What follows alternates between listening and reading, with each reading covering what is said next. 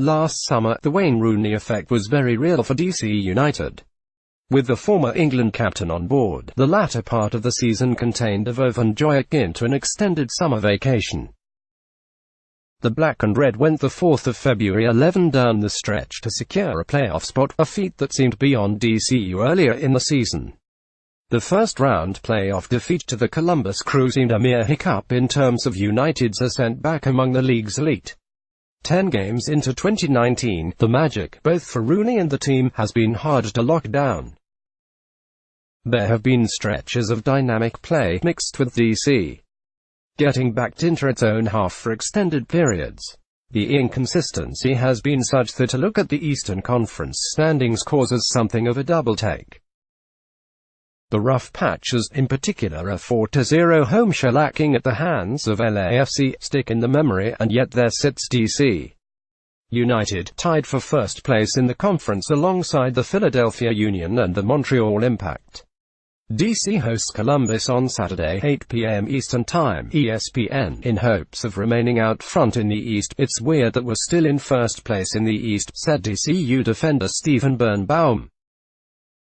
"It doesn't feel like that for us because we've had a couple of bad losses. We're in a good position, but we think we can be much further up. Don't worry about the Portland Timbers. Clethshay is the most interesting man in US soccer." It's worth noting that United has been dealing with a normal schedule instead of the home-heavy slate from which it benefited during the back half of 2018. There have been injuries to the team's complement of outside backs, forcing a formation switch, which has had a ripple effect throughout the team. For that reason, DC manager Ben Olsen isn't sweating his team's current state. "I think if you had asked me in January if I'd take 17 points at this point in the season, I'd probably be okay with that," he said. "It's been a little bit of a grind the last couple of weeks and we've chugged along." The same has been true for Rooney. Year 2 was always bound to bring some different challenges. The travel will be felt more acutely.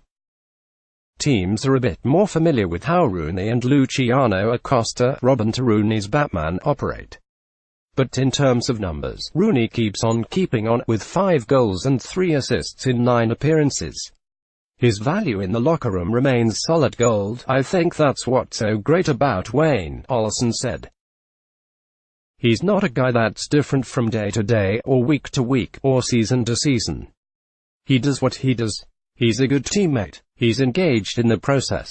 He's engaged with his teammates. It matters to him. He's competitive. He shows up whether it's in training or in games.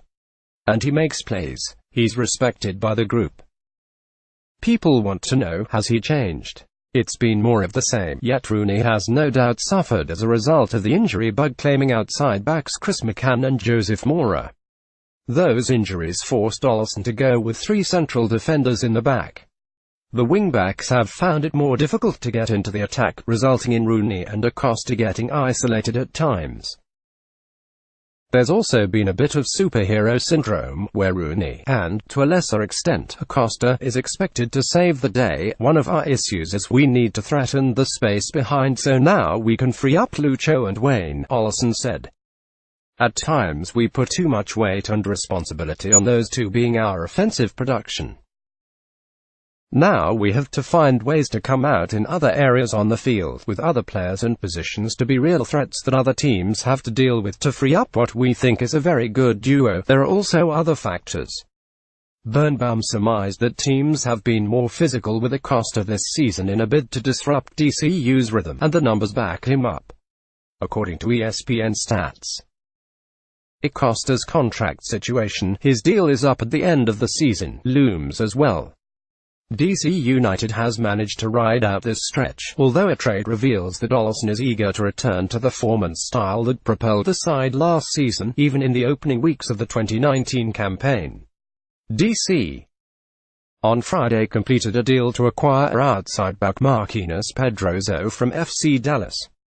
That will allow United to revert to a 4-back alignment. "We certainly view Pedroso as that type of player. That's his best spot on the field," Olsen said about the presumptive left-back. "It does give us that flexibility to move back until Joseph Mora returns. Then it's also important to have 2 quality guys in every position. I think that trade gives us that, yet DCU finds itself in a different year, a different place, a different mindset, even if many of the faces are the same. I think we just had more urgency towards the end of last year and knowing that if we didn't win this game we'd be out of the playoffs, Birnbaum said. So I think that's what's lacking from us, urgency and energy. Perhaps with those additions, the Rooney effect will make a return.